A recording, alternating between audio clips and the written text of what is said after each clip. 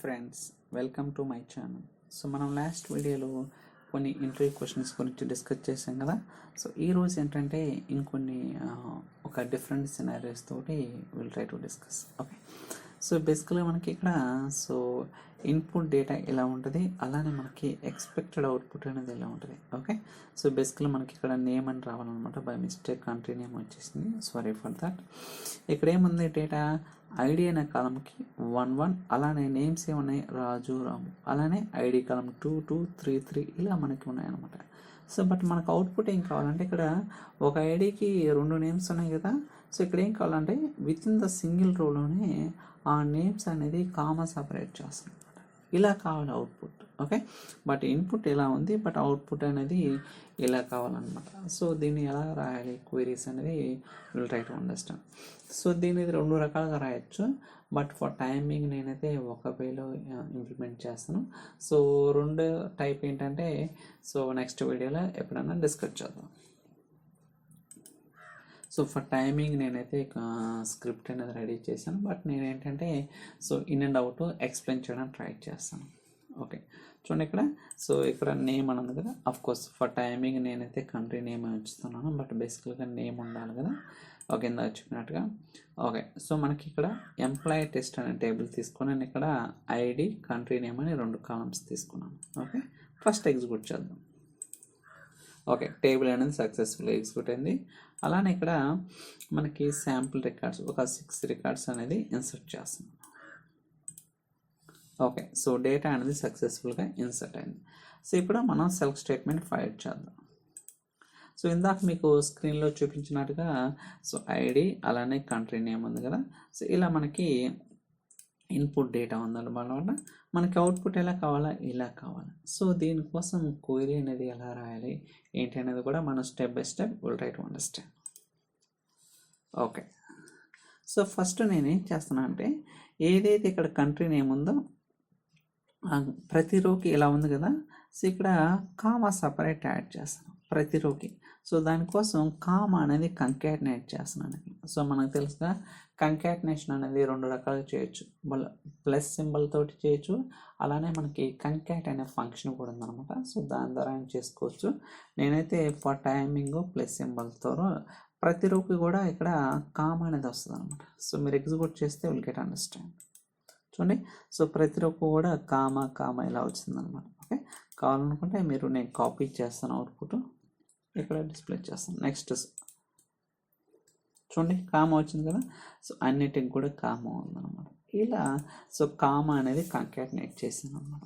So దాని తర్వాత ఇక్కడ మనకి ఎలా వచ్చింది output, so each row wise వచ్చింది కదా.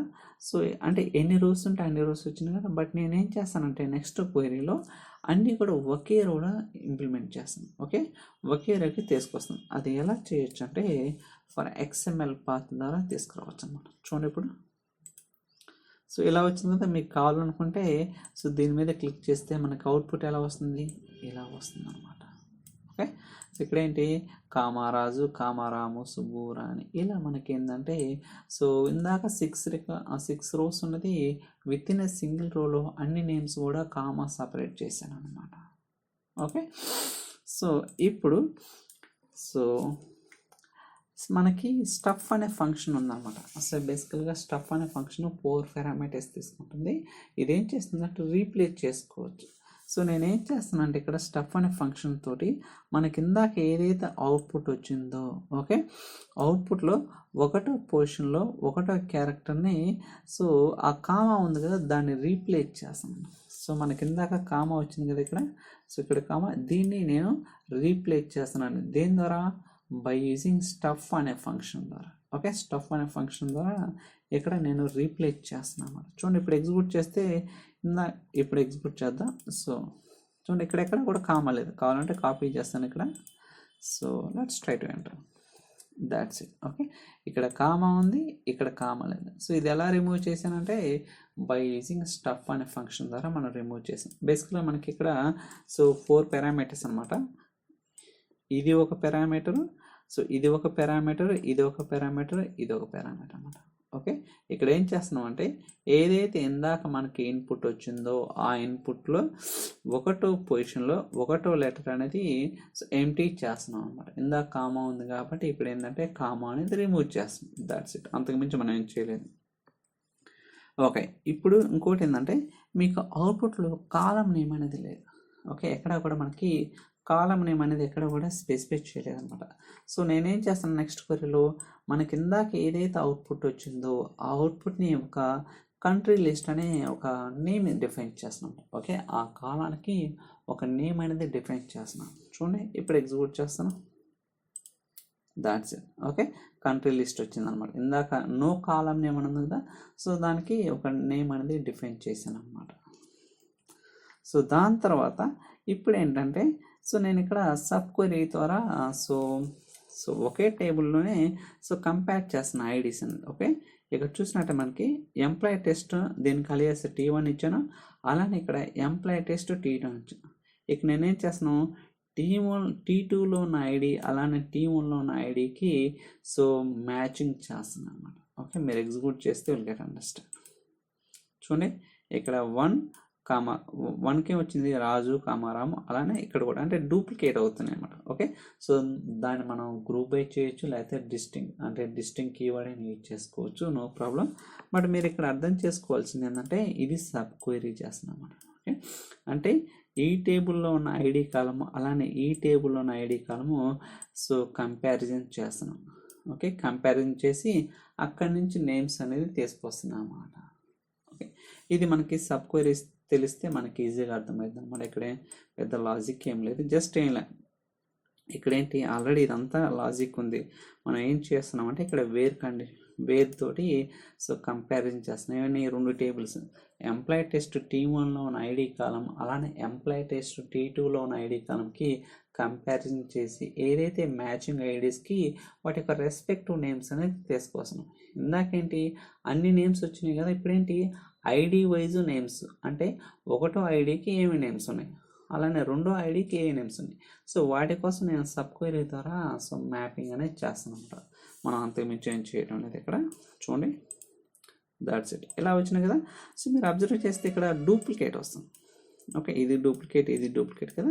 సో దీనికోసం నేను గ్రూప్ బై అని యూజ్ చేసుకోవచ్చు, లేకపోతే డిస్టింక్ట్ అని యూజ్ చేసుకోవచ్చు, మల్టిపుల్ వేస్లో మనం చేసుకోవచ్చు అనమాట.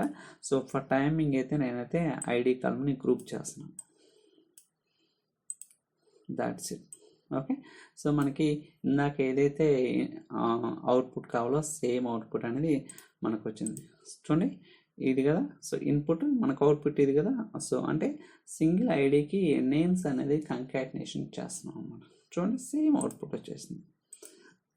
సో ఇలా మనకి ఏంటంటే అంటే ఇదేంటంటే స్టెప్ బై స్టెప్ అనేది ఎలా ఎగ్జిక్యూట్ చేయాలనేది నేను డీటెయిల్గా ప్రతిదీ కూడా రాశాను అనమాట. సో ఇది lengthy process, you feel like కొంచెం డిఫికల్ట్గా అనిపించవచ్చు. బట్ మనకి లేటెస్ట్గా స్ట్రింగ్ అగ్రిగేషన్ అనే ఫంక్షన్ సంథింగ్. ఓకే, సో దీని ద్వారా మనం సో ఈజీగా చేయొచ్చు అనమాట. ఓకే, ఇది రెండో వే అనమాట. సో అది ఎలా చేయాలంటే అనేది కూడా నేను అప్కమింగ్ వీడియోస్లో చెప్తాను. బట్ ఇదేంటంటే ఓల్డ్ మోడల్ అంటే సో మనం దేని ద్వారా చేసిన output same, but we can do different ways. So ఇంతకుముందు చెప్పినట్టుగా మనం సీక్వెల్లో ఒక క్వెరీ అనేది మల్టిపుల్ రకాలుగా రాయొచ్చు అనమాట. సో అది మనకి ఆ కాన్సెప్ట్ అనేది తెలిస్తే ఈజీగా రాయడానికి అవకాశం అనేది ఉంటుంది.